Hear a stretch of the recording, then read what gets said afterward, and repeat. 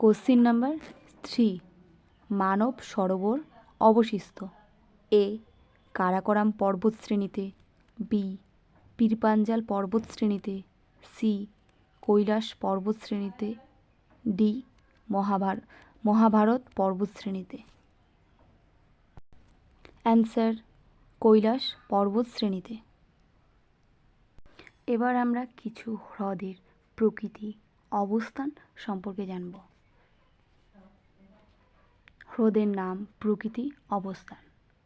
কুল্লেরু হ্রদ, এটি হচ্ছে লবণাক্ত এবং অন্ধ্রপ্রদেশে অবস্থিত। চিল্কা হ্রদ লবণাক্ত প্রকৃতির, উড়িষ্যায় অবস্থিত।